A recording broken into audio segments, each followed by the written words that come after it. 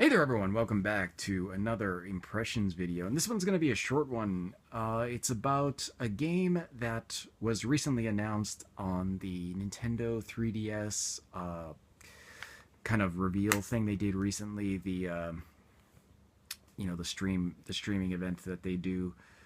Um, but unrelated to that mostly lackluster stream, they did mention that there were a couple of downloadable games on the 3DS that were coming out, and then I thought like, oh, those look fun. I'll totally pick those up.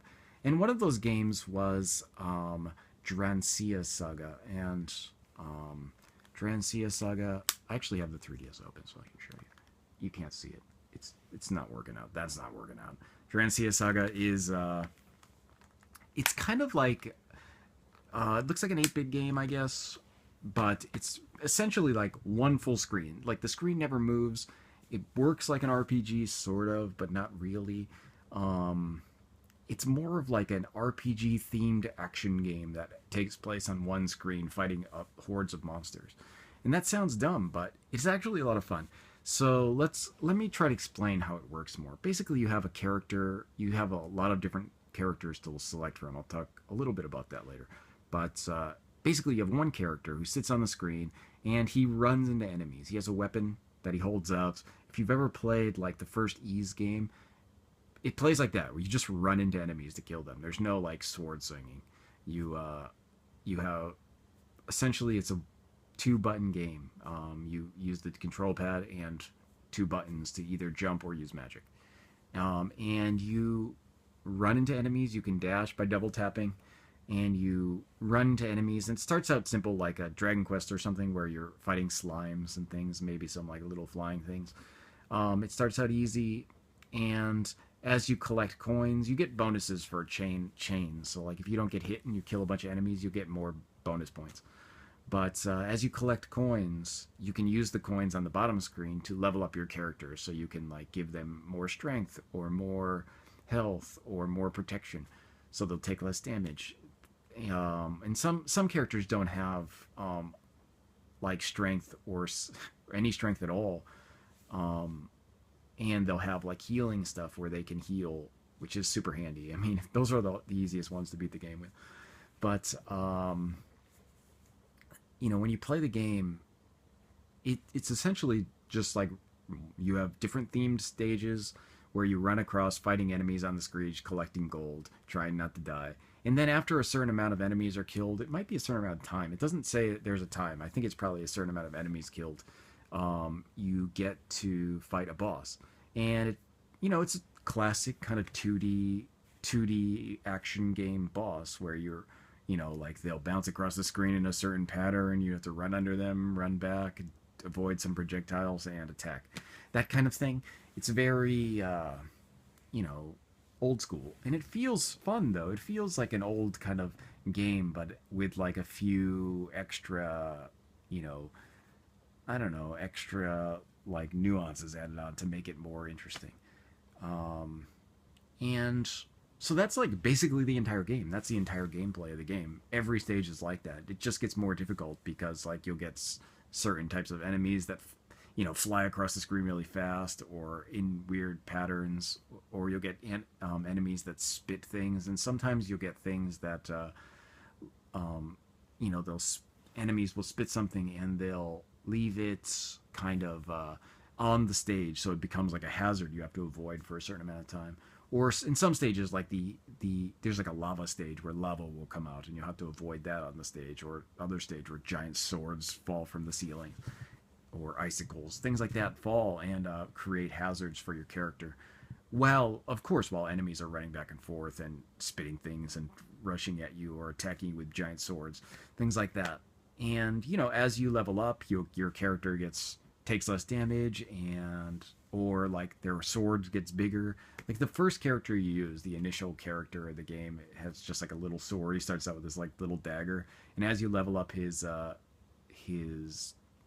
his sword skill, like the sword gets bigger. So by the end, he has like this big sword that sticks way out from his body. Of course, it doesn't move. Of course, like you can jump and do like a down thrust attack. That's like the only time the attack changes.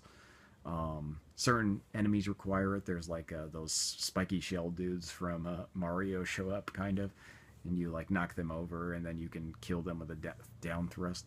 It's that kind of game where it's basically you're just trying to survive through the stages and then fight the boss and continue to the next stage.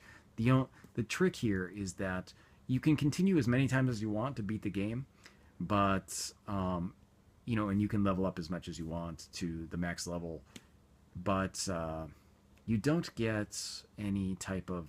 It doesn't save the levels. Like the characters aren't saved. You once you restart, you're starting from level one, and if you die, basically you've lost. But you can continue through to beat the game with the character, but you haven't. You don't get any reward for it. I mean, you get crystals and things, but you don't get the kind of mark on the character. When you in the character select screen, there's like a little crown that you can get, and if you get through the game without dying, you'll get the crown kind of will fill in, and you get to it loops back to the beginning with more difficult kind of stages where there's like this weird little floating enemy head that is indestructible that flies around the screen. It's pretty interesting the way that works, but you'd think like this is going to get boring really quickly, but surprisingly it doesn't. When you're playing with the different characters, they feel really different, and there's a lot of different characters, and they just get wackier as you go in the game. So like you start out, there's like some standard classes like a fighter, paladin, mage, that kind of thing. But like as you continue on, like there's a bear with a fishbone as a weapon. Like he's carrying a fishbone, and then there's like there's a yeti, and there's like kind of fire elementals, and like there's a firefish that looks like a goldfish cracker almost, but kind of glowing.